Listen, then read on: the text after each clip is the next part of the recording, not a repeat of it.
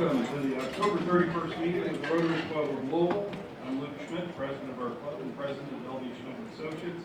To lead us in our invocation today is Cliff Elgin. Cliff is the owner of Cliff Elgin Consulting and Paul Harris plus Tilley.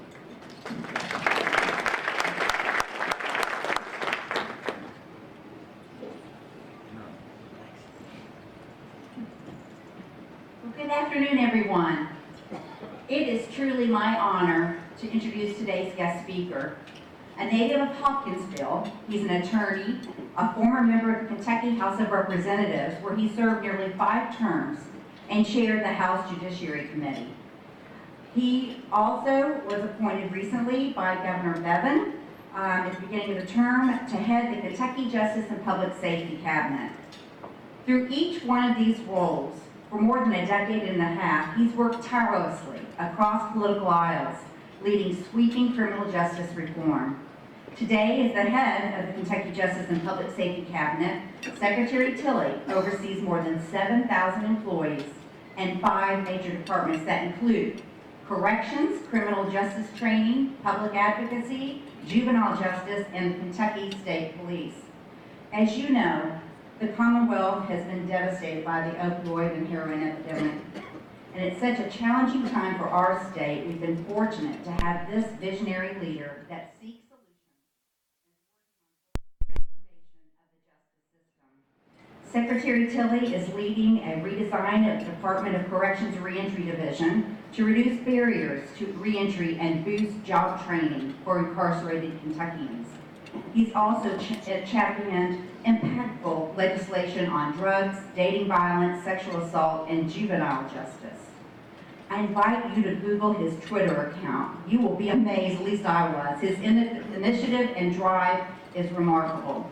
He has served on multiple boards and committees and is highly sought out across the nation to speak on justice reform. John and his family live in the greater Louisville area, and please join me in welcoming him to the podium. John Tilley.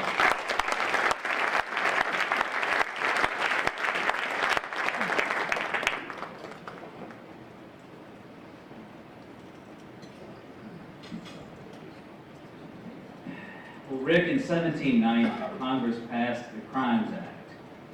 And at that time, would you like to guess how many crimes Congress said we should prosecute? Rick's not the only one that can guess. Riggs? 20? 20 is the right answer. Yeah, you may have said 4, but 20 is the right answer. Closer than most.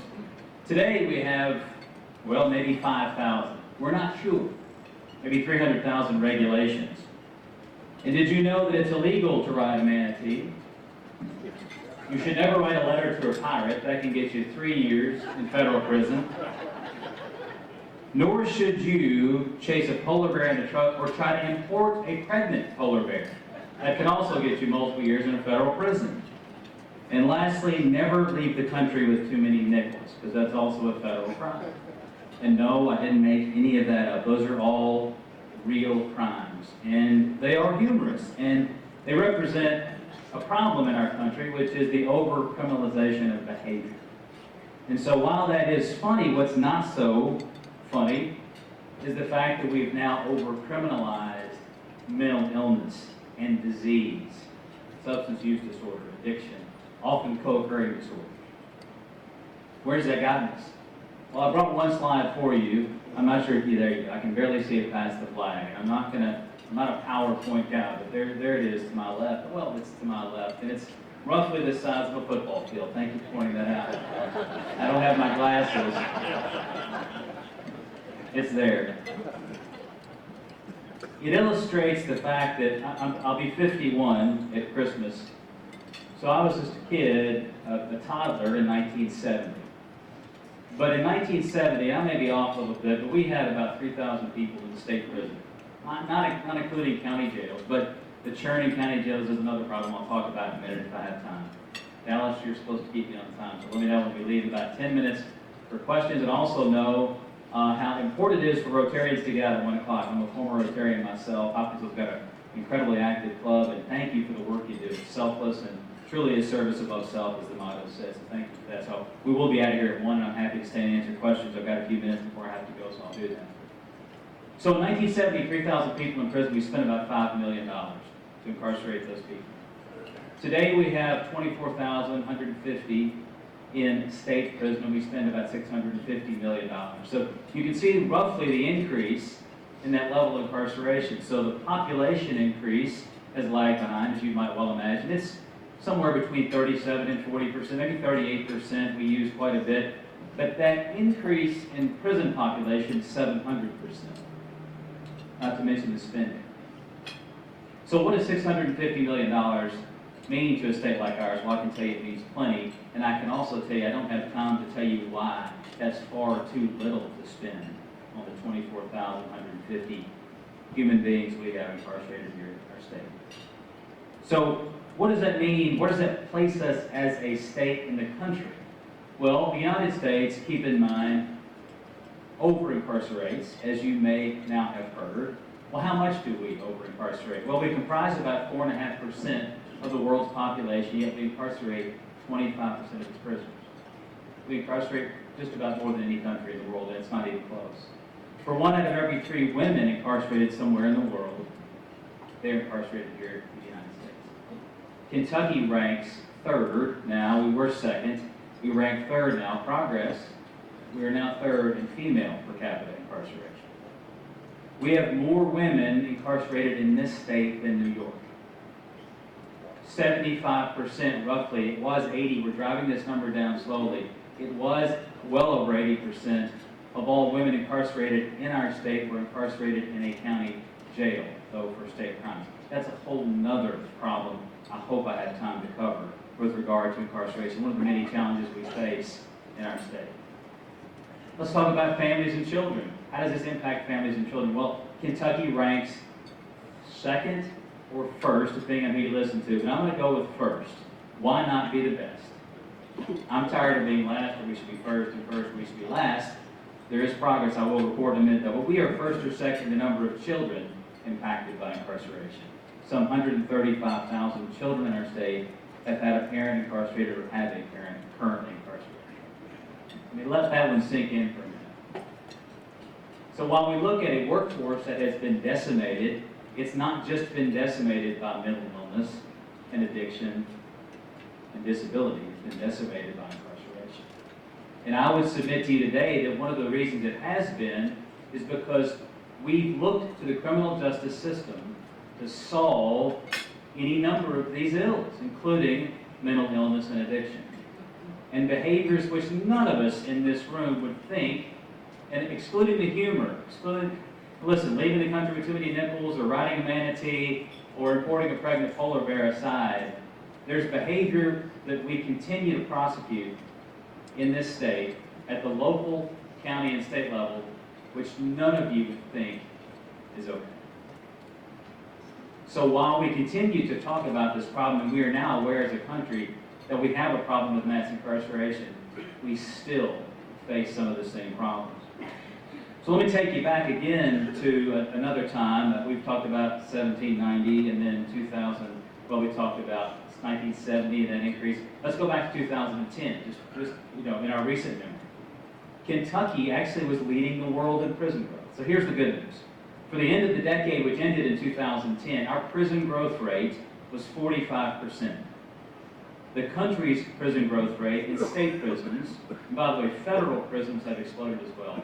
We used to have, just a handful of people in federal prison. Now we have 181,000 individuals in federal prison. That has exploded as well. But let's talk about state prison expansion for a minute. So for the decade which ended in 2010, that growth rate was nearly quadruple the national average, 45% to 13%. We were leading the world in prison growth, and it wasn't even close.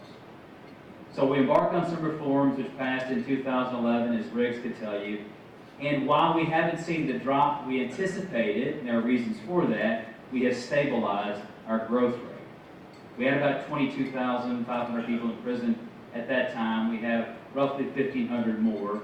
Most projected, had we not acted with those landmark reforms, we'd have 35,000 people in prison today, somewhere around that number. So we have avoided that kind of growth, but we've not seen the drop which some other states have seen. And again, I would tell you that the states which have seen those drops, and by the way, 30 plus states have seen drops in their prison population. they've also seen drops in crime rates. Kentucky, by the way, more good news, is one of the safest states. Continually, year after year, you live in one of the safest states in the country. Typically a top 5 state in terms of overall safety. And that's not just the region, because Tennessee, you'll find, is one of the most dangerous states, for example. So we look to that as a way to determine whether or not we're getting a return on public safety. But again, I would submit to you again, not to overuse the phrase, but our crime rate is not what's driving this population growth. It's not what's driving incarceration rates. Because our crime rate's roughly the same as it was in the 60s and 70s. We are historic low crime rates. Even though you've seen some zip codes around the country, and it includes our own state, violent crime has ticked up at times, it's ticking back down. And again, it's symptomatic of other problems, but I would tell you that it's not the reason that populations are rising in our prisons and jails. It's just not. So what do we do about it? Well, we, again, undertook those landmark reforms, and we've avoided significant growth in our prison populations. But the problems are much greater today, and Kentucky is unique in that we incarcerate half of our state inmate population in a county jail. Well, you might say to me, why does that matter? A prison cell is a prison cell. Well, it's not. For those who work in the criminal justice arena, maybe there's a judge or two in the room, I would assume, county jails were never meant to house people long-term. They don't have programming space. They're supposed to be for pretrial incarceration, which, by the way, Kentucky has a top 10 rate of pretrial incarceration. We have more than double the number of people serving time pretrial than we had just a few years ago. And we've embarked on pretrial reform. We lead the country in what is the only unified pretrial system. The Arnold Foundation, formerly the Arnold Foundation, now Arnold Ventures, has a program which, again, they use Kentucky as a national model for how to handle pretrial release. We have a scientific tool for that, yet the sad fact is we still have these incredibly high rates of pretrial detention. And let me digress for just a moment. One of the things we've done better in Kentucky, and in some cases better than most states, is we've begun to use data and evidence-based policy to drive our decision-making. I don't think that's happened in the legislature as much as I would like over the past 4 to 6 years. We haven't seen that second round of criminal justice reform. We've seen continued good and innovative drug policy. That's a separate discussion. I would tell you that we lead the country in drug policy.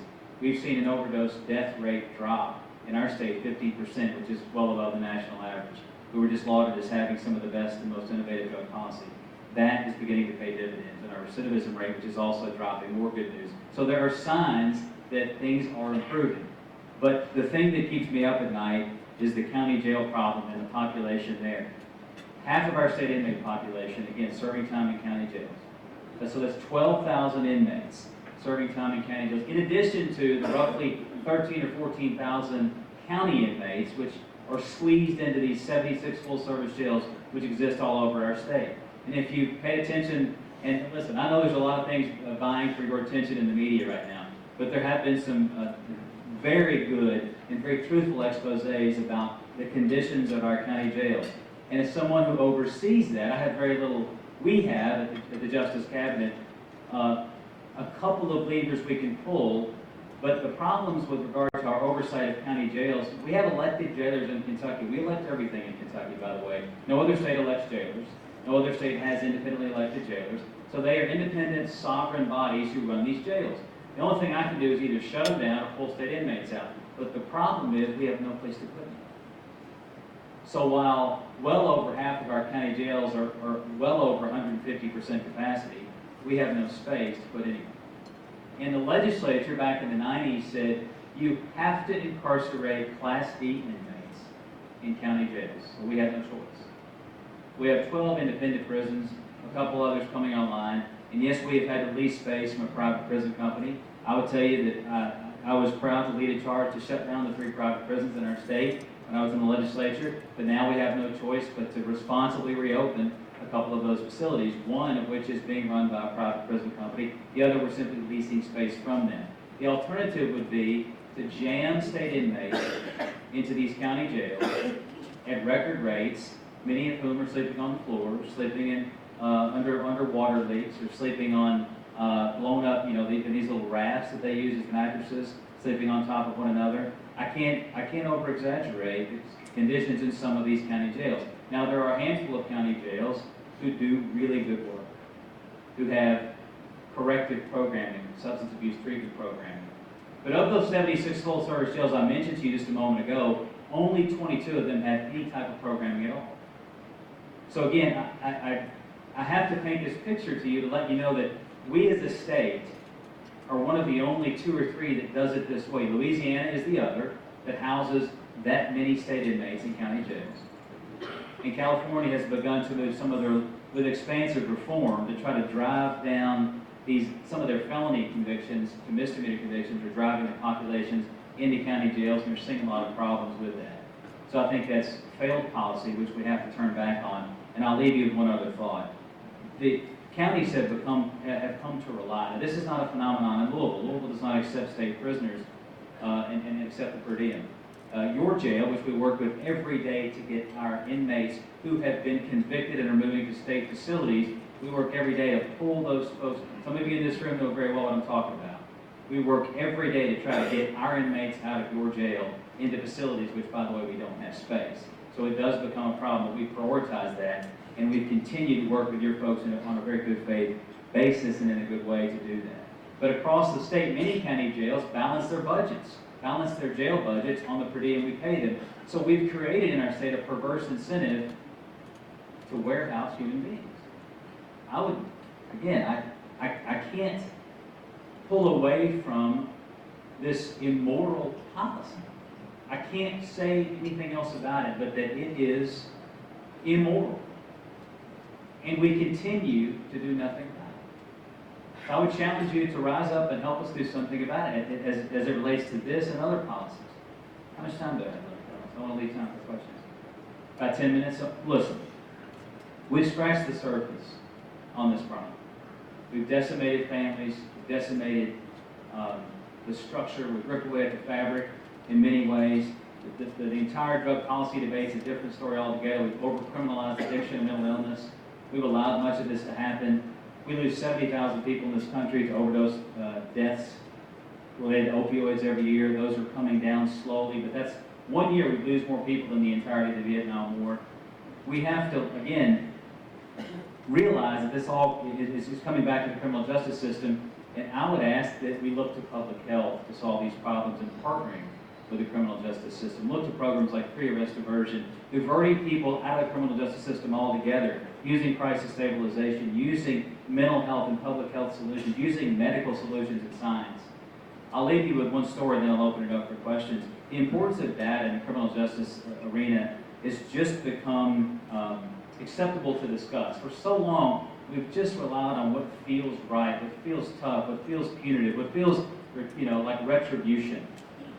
And what just applies, what our gut tells us to do. And I'll tell you how dangerous it is. There's a study of an Israeli parole board, and I'll boil it down. So the idea that justice is blind is often, it sounds like a lofty ideal, but as many of us who work in the system know, that's not always the case.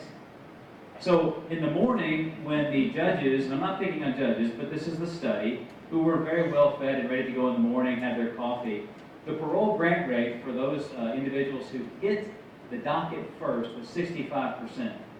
By the time they hit their first break in the morning, it had gone to 0. They came back from the break, it rose back to 65. By the time they went to lunch, it went down to 0 again. They came back after lunch, it went back to 65. By the next break, it was down to 0. Why has the criminal justice space for so long not relied on science and evidence and data? I mean, pilots have their checklists. Kevin, I think doctors use science and data. Why would we remove the evidence from the criminal justice arena, especially the criminal justice arena? So I think we're using data to inform our decisions, and that's what is important, and that's why you're seeing Kentucky make leaps and bounds. But this didn't happen overnight. We're not going to change it overnight. So we ask for patience. Again, legislatures turn over. We have a number of great champions, so we're not criticizing. But we have got to get to a point where we are more reform-minded. I hear the term reform fatigue. We've already reformed everything back in 2010, 11. Things should be fine. No, not so much. parole grant rates are way off where they should be. The implementation of reforms, good ideas don't implement themselves. There's so much discretion in the system still. There are prosecutors and judges who are not using the law that's available to them. There are some who are using it beautifully.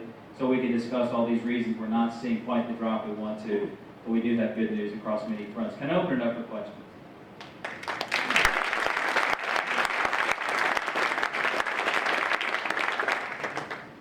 Well, I'll kick it off. I'm Kevin Wardell. You talked about this is not strictly a partisan issue, but yet it's a political issue in many ways. What are the buttons, you challenge us to do something, what are the buttons we need to be pressing to try to accelerate the rate of reform? That's a good one. You know, I think we've come to a point where it's not going to happen without legislative reform. There's only so much we can do to implement what we have, although that's critically important. We have driven down recidivism, we have increased treatment, we have increased options for mental health, but I think we have to continue to put political pressure on those who make these decisions, and we have to give them cover as well. So polling indicates that whether you're a Democrat or Republican or Independent, roughly 70 to 80% of all those who are polled think we have too many people in prison, think we should use treatment as an alternative to incarceration, think we should engage in significant reform. It's all broken out when you pull these tabs back. But I think we got to continue to talk about these rates and continue to show the bigger picture, and that this overcriminalization has caused more problems than it has solved.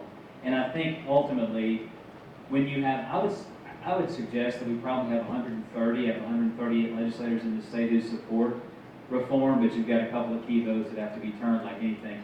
I mean, I'll mention this because that's not unique to Kentucky, but there's a guy like Tom Cotton, I don't mind calling him out, serves in the U.S. Senate from Arkansas, who single-handedly has derailed some of the most common sense juvenile and adult reforms imaginable, like not locking up kids who miss school. But for those of you in the system know what the valid court order exception is, he single-handedly blocked the valid court order from eliminating that VCO exception. 25 states still use it, we still use it. We, by the way, had significant success in juvenile justice reform. We've cut our population in half. We've closed 4 facilities under our watch. We're proud of that. We'd like to close another. We are in the midst of partnering with you here in Louisville in this closure of JCYC. We're going to have better solutions working together than we've had with that facility. I can promise you that we're working right now. I took a call where I can feel the momentum and the progress. But to your question, Kevin, I think we have to continue to put political pressure on those and show the fallacy and show the fact that we're actually not getting any return whatsoever on this investment. I didn't get a chance to talk about the business side of this equation. Riggs? Secretary Riggs Lewis.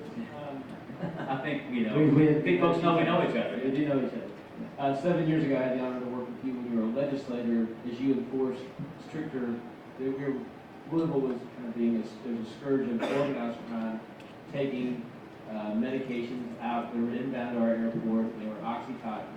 They were being stolen millions of units. And what is the new source of drugs coming into America? How is it causing this crisis? Because it was methamphetamines, it was pills over the counter, it was different sources. What is it today? What is the threat? Okay, good news. We're prescribing about 25 to 30% fewer opioids in the state. We're leading in that way. I think we need to prescribe fewer and fewer for pain. At the time we began to see this pandemic, I would say we've shot past epidemic with regard to opioids and the effect on folks. We were still seeing meth, but it was being used, or it was being distributed in a different way. In Kentucky, we had far too many meth labs. It was being made in our state. It's no longer being made here. A much purer and more lethal form of crystal methamphetamine is being made south of us, and it's coming across our southern border in the most pure form we could imagine.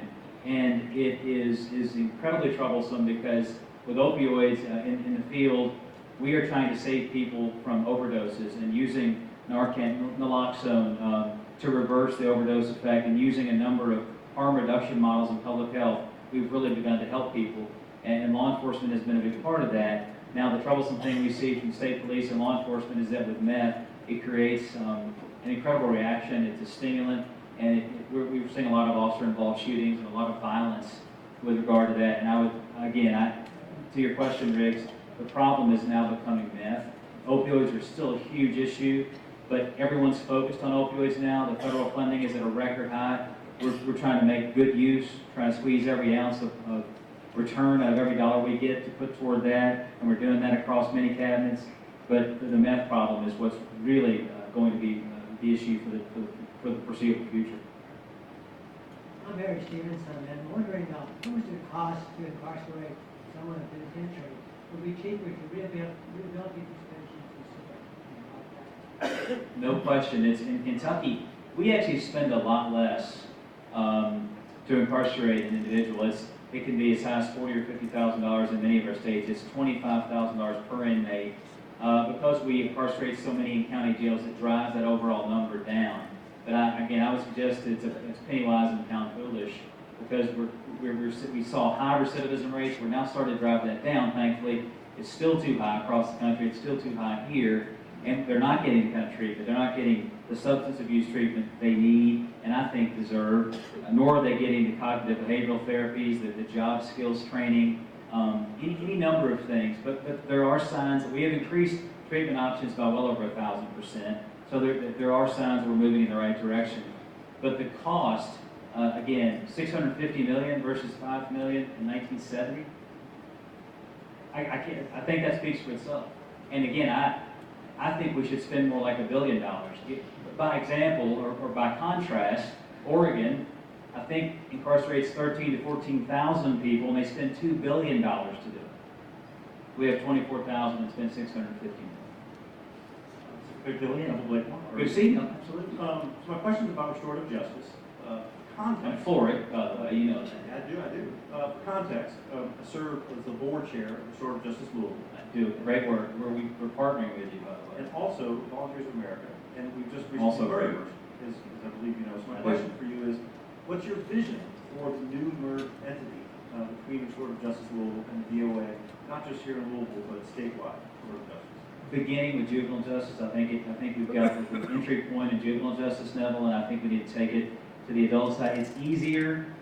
It's an easier sell to those who are elected and serve in the House and Senate, for example, to see it come and to maybe fund some pilot programs that would exist, or we can figure out ways to do it without funding, Bob. We don't always have to have line item funding to do good things. We've proven that over a number of years. So I'm not suggesting you always have to have resources, although I do believe that Congressman Rogers said it best: the vision without funding is hallucination, and oftentimes that is the case.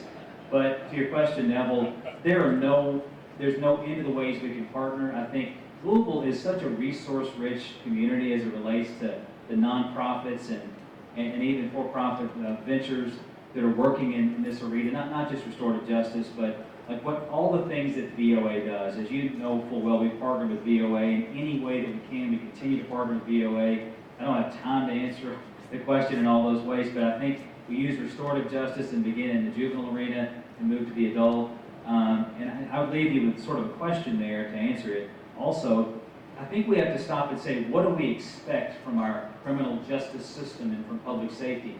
If we simply expect retribution, if that's all we're after, then we're going to have to be prepared for people to leave those prison cells after having been treated as you would treat someone when you're seeking retribution, as coming out worse than they went in. And that's not public safety. So if you're interested in retribution, you're going to get more of what you got. Mr. Secretary, I'm Rick? very honored. I grew up in Hopkinsville. Yes, sir. A couple of decades before you did. We've talked about that. One of my first summer jobs was working as an intern in Western Kentucky State Mental Hospital. And then, of course, virtually all of them really reduced in size during the 70s and 80s. But I wonder if you could help me understand what's the role of the mental hospitals in dealing with things. Is there a status and a future for Kentucky's mental institutions? I'm afraid it's a little cloudy. I'm going to try and answer that in bullet points. So the Community Mental Health Act in the late 1960s was meant to deinstitutionalize our country. It was needed. The pendulum swung this way. The promise was to fund community mental health. Those dollars really never came where they were supposed to come. So now we live in a state where we've not gotten a reimbursement rate increase for our community mental health centers, like formerly 7 counties, and now Centerstone here. in our neck of the woods, it was the Pennyroyal Mental Health Center. We've not gotten a reimbursement rate increase since 1998. So proof's in the pudding. We're not prioritizing mental health. But there are ways we are doing better. Louisville had the living room project here, which was defunded recently, but sadly because of budget cuts.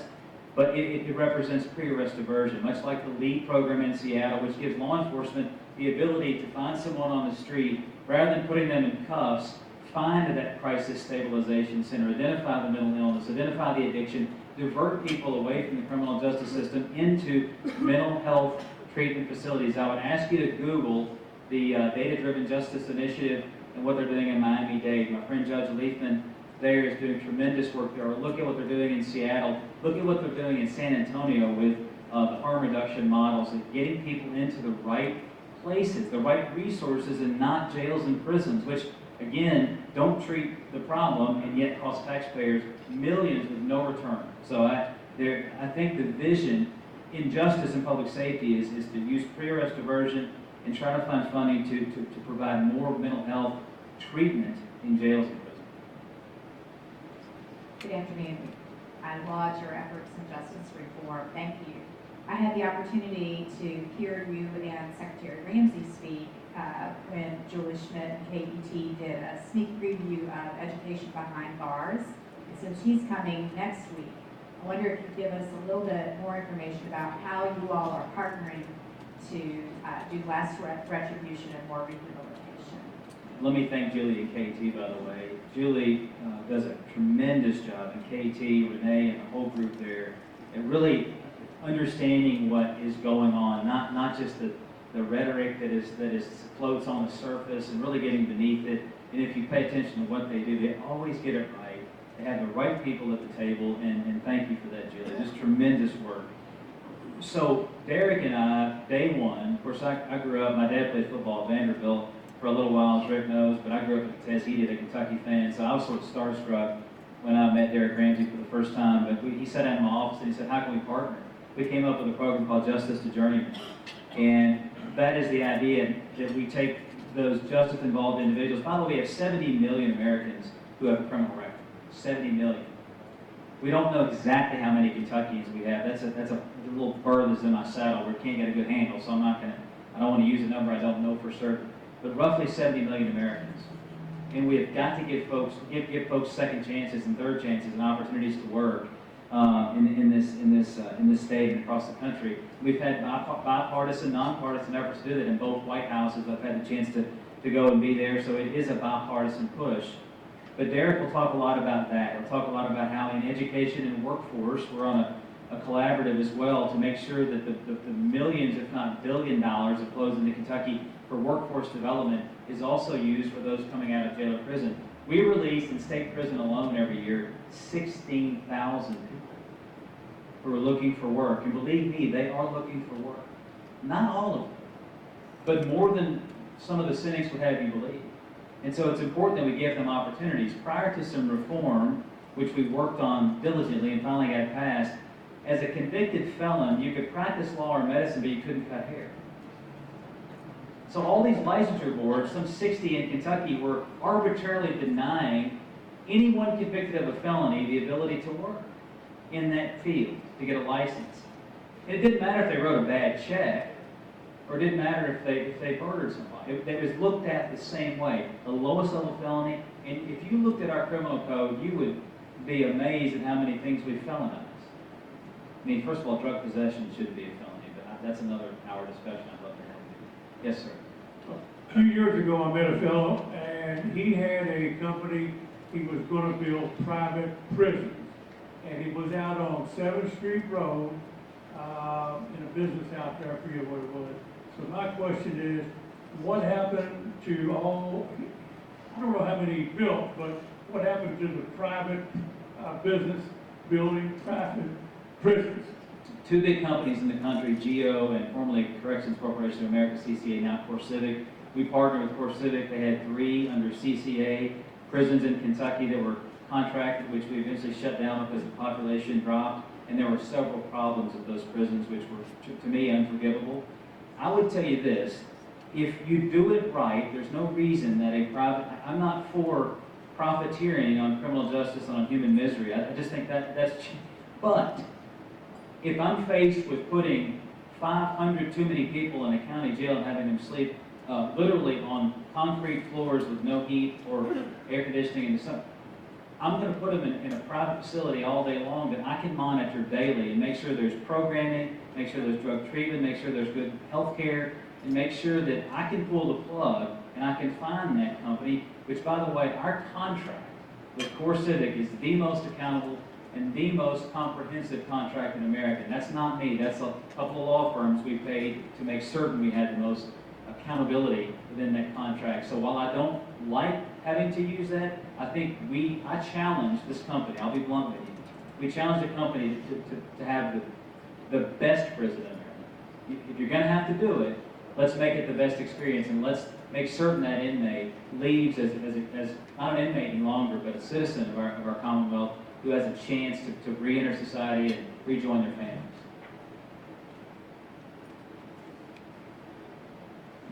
Thank you. Clearly, you stimulated a lot of interest. In the lead up to your talk, you mentioned that people were being prosecuted and I assume sentenced to prison for crimes that most of us would readily agree they shouldn't be. Can you give us some examples?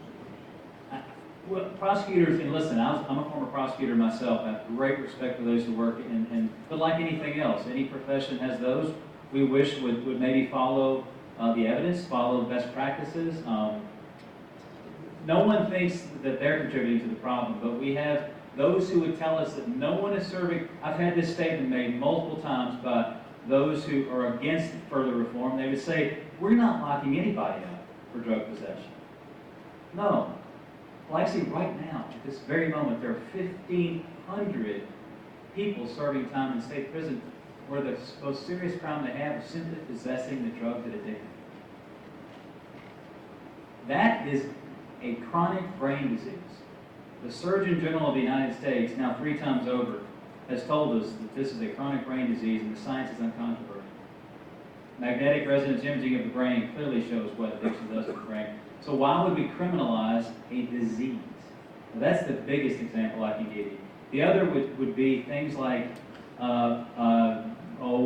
writing bad checks, where if they don't, what happens to people is once they get caught up in the system, these smaller crimes begin to mount on them and they can't extract themselves. So once you become entangled, there are a number of things, and these records look worse than they are. And listen, we've got to look at sentence length for things as well. Listen, prisons have a place. We have to distinguish who we're mad at and who we're afraid of. And that's what the bottom line when it comes to reducing this prison. My name's Larry Sloan, and piggybacking on what you just said, our church is looking at supporting the bond project. I don't know if you're familiar with that. Oh, but bail. And That's another hour if y'all got time. Do you think that's a good program? Oh. Again, Kentucky, top 10 pretrial incarceration rate, only unified pretrial system in the country. If anybody should eliminate the use of money bail, it should be Kentucky first. New Jersey's beat us a little bit to the punch. New Mexico. We're working with the Pretrial Justice Institute on a program called 3 Days Count. We all have a tendency, not we as you, because you're obviously concerned civic, the public servants, or you would be sitting and they're paying your dues to be Rotarians and contributing to so much philanthropy. But so many folks say, just a little dip in jail, just give them some time in jail, it doesn't matter. 3 days counts represents the proposition that lives are ruined when you again arrest someone and stick them in jail for things that don't benefit public safety. And I could go on and on, but we keep people in jail for inordinate amounts of time. From 2016, I'm just trying to find the most illustrative example. We had 37,000 people who served an average of 109 days in county jail somewhere across our state. They cost our counties $125 million. And all of these individuals, by a scientific instrument, were judged to be low to moderate risk. They served an average of, and all because they probably could make a $500 bond. So is this a worthy project? Absolutely. So they can't get to work, they can't get to their children. They lose their jobs, they lose connection to family, they lose everything. And then it contributes to mental illness, addiction, and you asked the political leader, Kevin, was that you? There were literally a handful of judges stopping and a handful of prosecutors. The majority of them support common sense bail reform in our state. And it's a completely nonpartisan issue. As this entire space is. That's the beauty of this. We technically at 1 o'clock, and listen, thank you for what you do. Thank you for giving me time. I'm happy to sit down.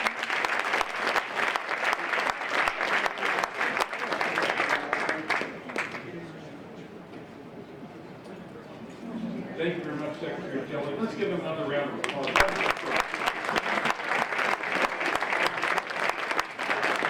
It's nice to see that there's a lot of effort and momentum towards reform in the state that's got to happen.